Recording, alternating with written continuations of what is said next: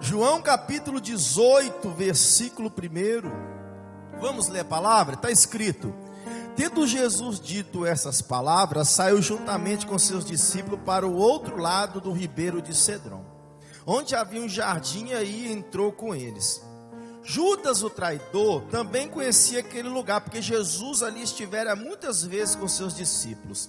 Tendo, pois, Judas recebido a escolta, um dos principais sacerdotes e dos fariseus, alguns guardas chegou a esse lugar com lanternas, tochas e armas. Sabendo, pois, que Jesus todas as coisas que haviam sobrevindo sobre ele, adiantou-se e perguntou-lhe: a quem buscais? Respondeu-lhe: a Jesus, o Nazareno. Então Jesus lhe disse: sou eu. Ora, Judas, o traidor, estava também com eles. Quando, pois, Jesus lhe disse: sou eu, recuaram e caíram por terra.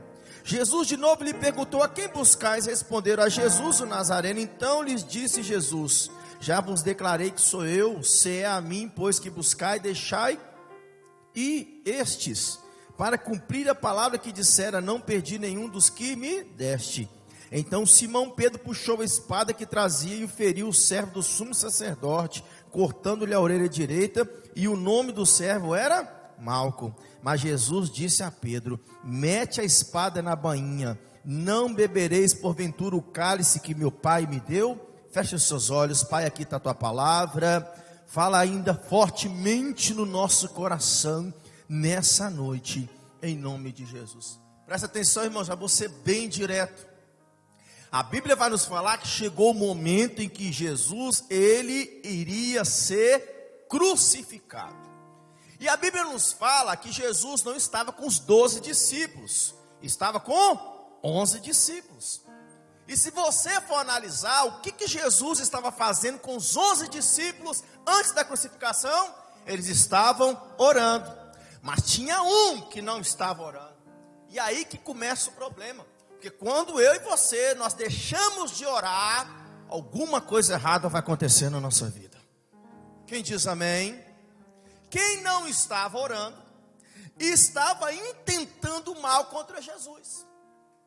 Por isso que eu sempre falo que quanto mais oração você tiver, mais ligado com Deus você vai estar. Quanto menos oração você tiver, mais ligado com o mundo e com as coisas desse século você vai estar. Se você for analisar, quando eu oro, os meus ouvidos estão totalmente atentos ao céu. Quando eu paro de orar, deixo de orar, os meus ouvidos serão atentos a murmúrios. Os meus ouvidos serão atentos aos problemas. Os meus ouvidos serão atentos às vezes a coisas em que não vai ser bom para mim. Quem diz amém? Que os seus ouvidos hoje sejam sempre atentos a Deus. Levanta a tua mão, porque eu estou profetizando. Porque a partir de hoje Deus vai construir uma coisa forte dentro de você, em que você vai ouvir a voz de Deus a qualquer momento, porque você vai estar orando em espírito.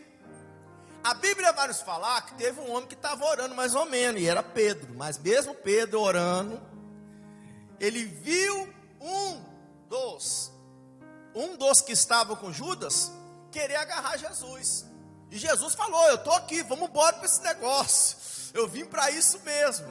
Pedro vai, irmãos, e já pega de falar do seguinte: Senhor, eu vou dar minha vida pelo Senhor. A minha vida, o que o Judas está fazendo ali, nesse negócio ali, esse fura-olho? Eu sabia que era você o tempo todo, Judas. E só que Pedro já pega a espada, e quando um dos servos do sumo sacerdote já chega, Pedro pega a espada e dá uma espadada na orelha do colega. Jesus olha aquilo ali, repreende Pedro e socorre Malco. E aqui, irmãos, nós precisamos entender uma coisa. João capítulo 18, versículo 8. Então Jesus lhe disse: já vos declarei que sou eu, se a mim vos buscais, deixai estes. Versículo 10. Então Simão Pedro puxou a espada que trazia e feriu o servo do sumo sacerdote, cortando a orelha direita, e o nome desse era Malco. Mas Jesus disse a Pedro: mete a bainha na espada, não bebereis porventura o cálice que meu Pai me deu? Olha só o que Jesus faz agora, automaticamente, no momento em que Jesus vê o que Pedro fez, Jesus repreende Pedro e vai socorrer quem Pedro feriu. Olha só que coisa linda, irmão. Jesus repreende Pedro e ainda dá uma lição para ele. O que eu vou beber desse cálice, você não terá condição de beber. Pedro pensava que a estrutura dele, a amizade que ele tinha com Jesus, poderia dar suporte para ele passar com Jesus, iria passar. Mas Jesus já conhece eu e você, já sabe, você não vai conseguir, deixa eu ir no seu lugar. Oh, glória! Tem coisa, querido, que Jesus está falando para você, você não vai conseguir, deixa eu ir no seu lugar. Você só precisa pedir Jesus para ir no seu lugar. Presta atenção que Jesus fez duas coisas. Primeiro, ele não queria que Pedro fosse acusado daquele delito. E no mesmo tempo, Jesus queria curar alguém. Quem diz amém? E aqui eu quero entrar nessa mensagem de hoje, irmãos, que é pouco pregado. Nós não precisamos entender umas coisas. A Bíblia nos fala que não é um soldado romano, não é uma pessoa diferente do que via Jesus, mas um homem, um servo de um sumo sacerdote chamado Malco, teve uma incumbência de ir com a multidão, com Judas, outras pessoas, outros guardas do templo, prender Jesus. E Jesus tinha um mistério para fazer na vida daquele homem chamado Malco. Jesus não cura ninguém enganado. Fala para o seu irmão, Jesus não cura ninguém enganado. Presta atenção que naquela época, para ser um sacerdote, era a coisa mais difícil que existia. Era um treinamento e um ritual muito complexo, muito pesado, cheio de detalhes, envolvendo questões físicas, éticas, psicológicas. Jesus, quando ele viu que Malco era um servo do sumo sacerdote, e vendo o que Pedro fez com ele, automaticamente Jesus viu que os sonhos de Malco tinham acabado. Nós vamos entender isso aqui. Olha o ritual para ser ungido a sacerdote. Malco era um servo do sumo sacerdote. Ele estava em ascensão para ser um sacerdote. E quem sabe aspirante a sumo sacerdote. Para você ser um sacerdote naquele tempo, primeiro tinha que ser da tribo de Levi, Malco era. Para ser um sacerdote tinha que ser perfeito, não podia ter nenhuma disseminação no seu corpo. Para ser um sumo sacerdote tinha que ser ungido por uma patente maior. Olha só o que aconteceu, e aí que mora o problema. Por isso que Jesus já sabe a tua história. E se você deixar ele conduzir a tua cura hoje, você vai ter o melhor dele. Levíticos capítulo 14, versículo 14. Olha o que está escrito. O sacerdote tomará do sangue da oferta pela culpa e o porá sobre a ponta da orelha direita daquele que tem que purificar-se, e sobre o polegar da mão direita e sobre o polegar do pé direito. O que Pedro fez? Cortou o quê? A orelha direita de Malco. Naquele momento Pedro fala o seguinte: eu te conheço, eu sei os teus planos, eu agora acabo com os seus planos, corto a tua orelha direita. Jesus olhou aquilo, olhou para Pedro e fala: você pode ter acabado com os planos de Malco, mas eu sou o Deus que curo. Querido, presta atenção, a vida de Malco acaba aqui, se Jesus não tivesse curado ele. Porque pela lei, quando ele chegasse à ascensão de ser sacerdote, ele, pelo sumo sacerdote, os sacerdotes mais experientes, teria que pegar o sangue da expiação e colocar na orelha direita dele. Cadê a orelha direita? Não tinha. Olha só que coisa interessante, moço. Nós fomos ver, uma pessoa para ser aspirante a sacerdote tinha que estudar 5 a 8 anos, servindo no templo, conhecendo a Torá todinha, os manuscritos e tinha que ter toda a relação de dia e de noite com o templo e com Jeová. Malco, ele já estava no finalzinho, já estava faltando um pouquinho só para ele ser ungido a sacerdote. Era tudo que ele queria, servir a Deus e ser um sacerdote. E Pedro agora estraga os planos de Malco. Já estava no final. E eu fico pensando, quando Malco passa a mão na orelha direita, a primeira coisa que ele pensa é que minha vida acabou.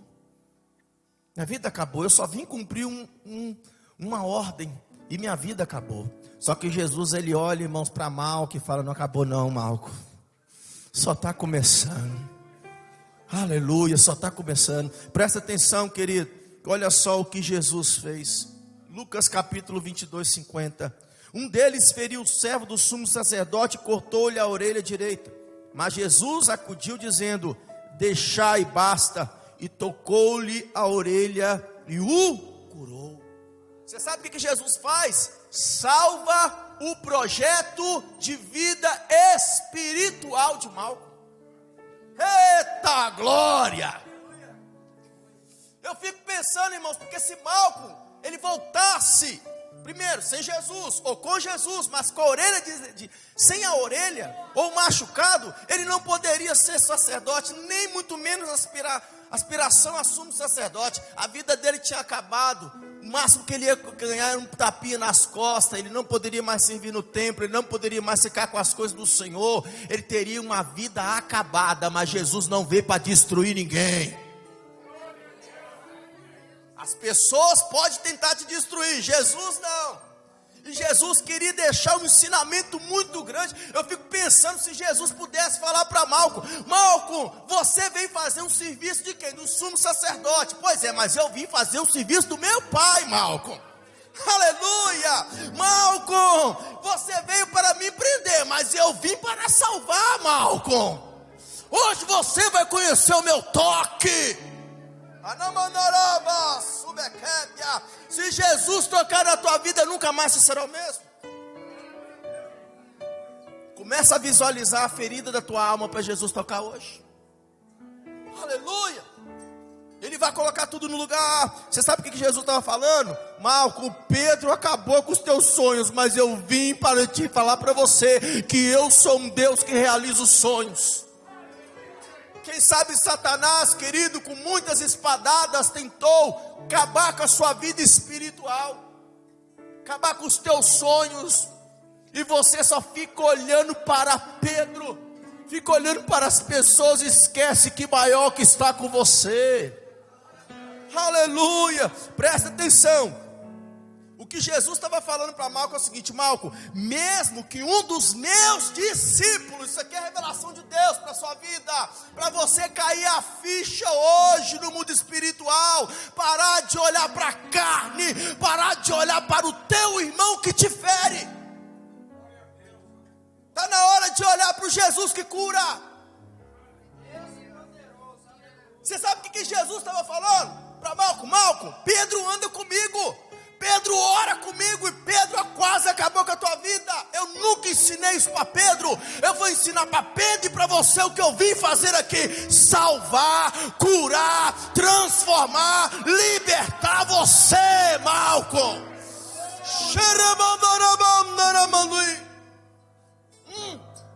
Às vezes, meus queridos, pessoas que estão dentro das igrejas são as que mais ferem as outras pessoas.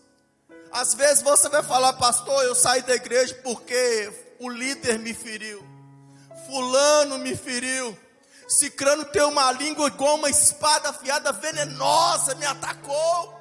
E você fica olhando para fulano, olhando para cicrano, e esquece de olhar para o Deus que salva a tua alma. Ele é o único que pode te levar para o céu.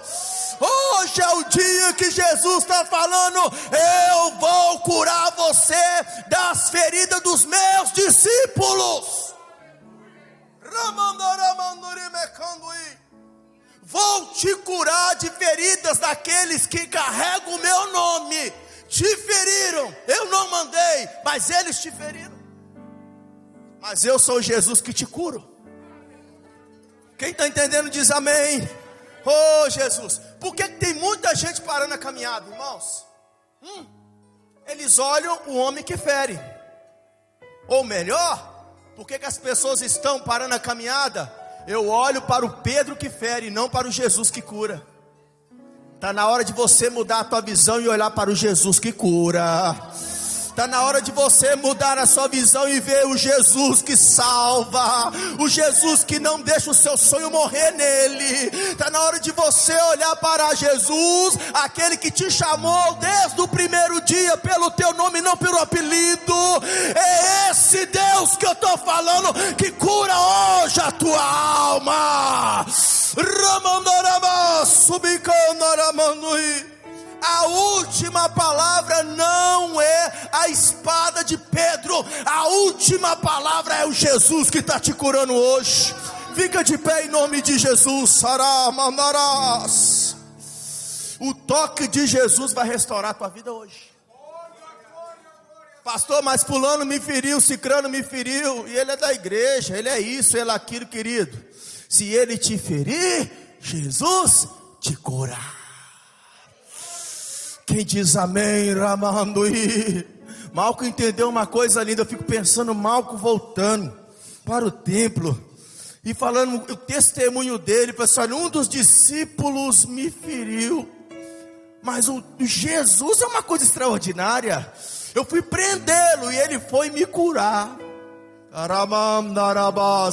Eu recebi o toque de Jesus. Eu fui curado por Jesus. Aleluia. Levanta a tua mão, porque hoje Deus te cura, querido. Hoje Deus cura a tua alma. Ele cura a tua ferida. Oh meu Deus, que coisa linda. Está na hora de você olhar para esse Jesus poderoso. Está na hora de você olhar para esse Jesus que te toca hoje. Sabe exatamente aonde que Satanás está tentando matar os teus sonhos. Sabe exatamente aonde o inimigo está tentando te ferir. Mas Jesus hoje, ele te cura e fala: eu sou o teu Deus, que te curo e te ressuscito os teus sonhos. Deus são maiores. Coloca a mão sobre o teu coração, coloca. Deixa Deus curar tuas feridas hoje, emocionais, feridas psicológicas, feridas da alma que só você e Deus sabe, feridas da guerra. Oh glória! Nas minhas promessas, oh Espírito Santo, os sonhos de Deus